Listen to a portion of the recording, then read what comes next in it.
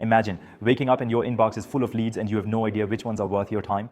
In the next few minutes, I will show you an n8n automation that takes every new Google form lead, scores it from 0 to 100, labels it hot, warm, or cold, and emails you a clean summary plus a ready reply. Let us build the whole thing from scratch. Step 1. Create the Google form. Open Google Forms, click blank form, and name it something like agency lead intake. Now add the exact questions we need, because the quality of your automation depends on the quality of your form. Add a short answer question called full name. Add a short answer question called email. Add a short answer question called phone. And then add a short answer question called website. Add a short answer question called budget. And then add a short answer question called timeline. Finally, the last two things, add a short answer or multiple choice question called service needed, and add a paragraph question called message. Now, two beginner-friendly improvements. For the email question, open the three-dot menu and enable response validation, set it to text, then email. For the phone question, you can also use validation, for example, number or a simple pattern, so you do not get random text. This saves you from messy data later. Step 2, connect the form to a Google Sheet. In Google Forms, click the Responses tab, then click the green Sheets icon. Choose Create a new spreadsheet and name it something like Leads Responses. Click Create. Now every new form submission becomes a new row in that sheet, and that row is what triggers our automation. Step 3, submit one test lead so we have real data to catch. Click the preview button in Google Forms, fill the form once and submit it. For website, type something like google.com. For budget, type 4,000. For timeline, type 3 months. Then submit. Now open the linked Google Sheet and confirm you see a new row. This step matters because if the row does not appear, n8n will never fire, and you will waste time debugging the wrong place. Step 4, go to n8n and create a new workflow. We are going to build this with 8 main pieces: a trigger, 2 code nodes to clean and prepare data, 1 AI node, 1 code node to pass the AI response, a switch to root, and 3 Gmail nodes to notify you. Now we start with the first node, Google Sheets trigger, new form submission. This node is listening for new rows in your Google Sheet. In the node settings, choose the credentials for Google Sheets. If you have never connected Google to n8n before, I have a full step-by-step Google credentials tutorial linked in the description and on my channel.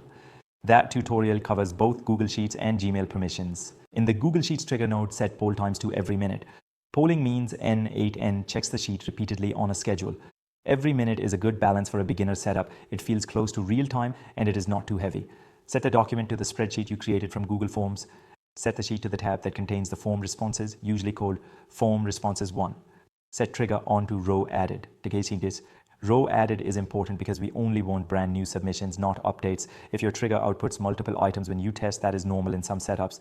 We will handle that by normalizing to 1 clean item per lead. Next node, normalize lead fields. This is a code node and its job is to take the raw row from Google Sheets and output a predictable structure every time. This matters because Google Form column names can be inconsistent, like full name versus full name or extra spaces, or the form owner edits the question text later. Inside this code node, the logic is usually built like this. First, it grabs the incoming item, usually item 0.json. Then it creates a helper function that cleans values, meaning if a value is missing, it becomes an empty string, and if it exists, it gets trimmed so there are no accidental spaces. Then it builds a normalized object. It loops through every key in the incoming row, and it creates a new key by trimming it and lowercasing it.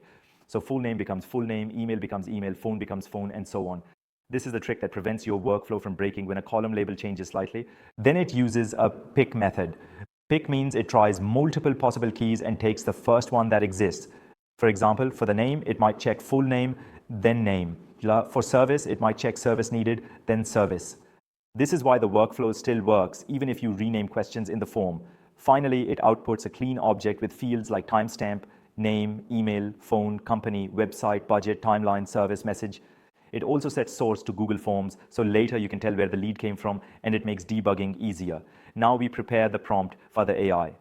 Next node, prepare AI prompt.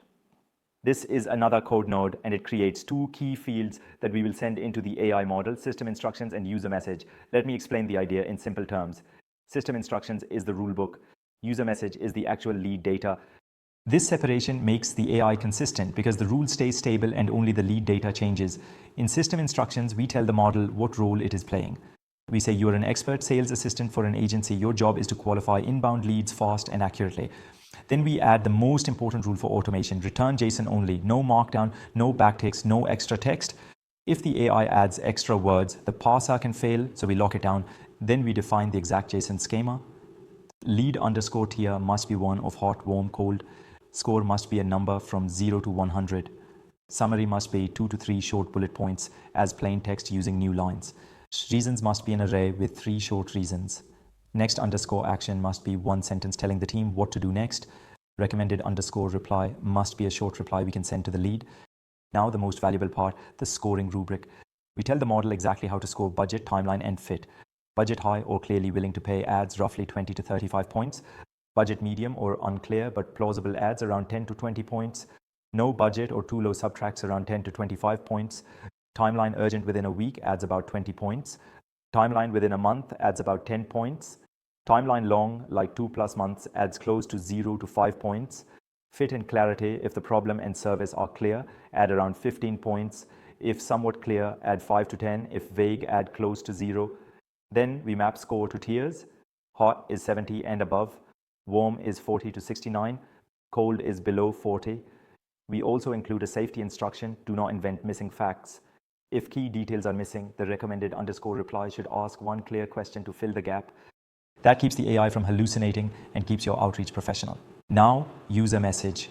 This node builds a simple text block that includes the lead details like name, email, phone, website, budget, timeline, service, message, and source. Next node, messenger model. This is the OpenAI node that calls the model. You connect your OpenAI credentials here, select the model, and feed the two messages. System instructions goes into the system role message. User message goes into the user role message. This gives the model context and rules in the cleanest possible way. In the screenshots, the model used is GPT-4o Mini. The reason is speed and cost. For lead scoring, you want something quick, consistent, and cheap enough to run on every submission. Now we need to parse the AI output. Next node, parse AI JSON. This is the reliability layer and it solves a common n8n problem. Different versions of nodes can nest the AI response in different places, so we do not assume one fixed path.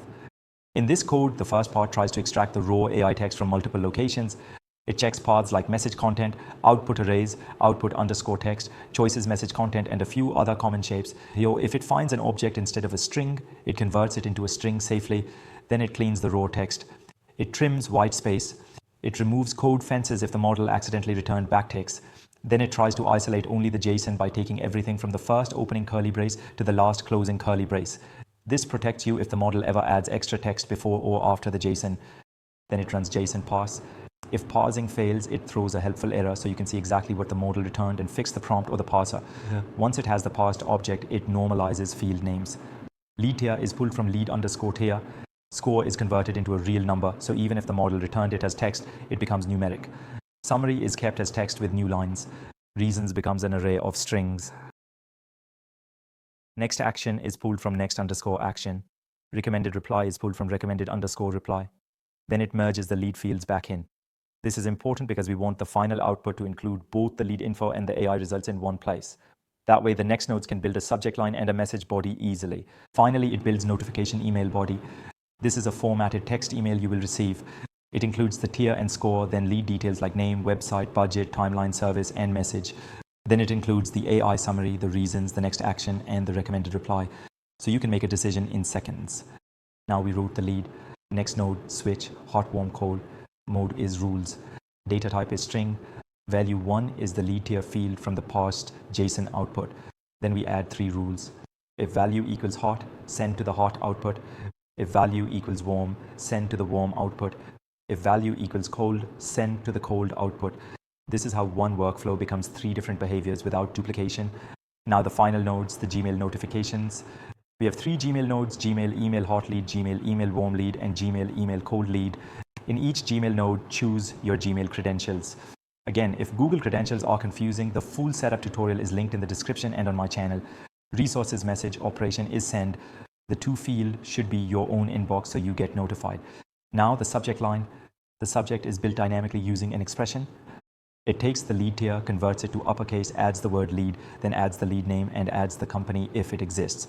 This is useful because when you scan your inbox, you instantly see hot lead or cold lead without even opening the email. Email type is text. The message body is notification email body, which is the formatted summary we created in the parse AI JSON node. That message contains the summary, reasons, next action, and recommended reply. Now we test end-to-end. Step 5, submit a sample form again and watch the email arrive. Go back to the Google Form preview and submit another lead. For a hot lead test, use a higher budget, a short timeline, and a clear service. For example, budget could be 10,000, timeline could be within 30 days, and service could be inbound lead automation. Submit it. Now switch to n8n and run the workflow. If your trigger is active, it will pick up the new row automatically within the next poll. You can also use the test event option in the trigger to pull recent rules for a demo run, then open your inbox. You should see an email with a subject that starts with a tier like hot lead, then the name. Hey, open it and you will see everything laid out: lead details, AI summary, reasons, next action, and the recommended reply. You can copy and paste. That is the whole point. Your brain stops doing the sorting and the workflow does it for you. Here is a small improvement you can add later. After the hot branch, you can create a CRM deal, send a WhatsApp alert, or post a message in Slack, and you can adjust the scoring rubric to match your agency. If your minimum budget is higher, increase the budget penalty so low budgets drop into cold faster. If you want the exact workflow and all the code already done, the full n8n JSON is available in my free school community, and the link is also in the video description. That way you can import it in one click, connect your Google and OpenAI credentials, and you are live. If you build this and something breaks, do not stress. Pause your screenshot in the free school community and I will help you debug it. See you in the next video.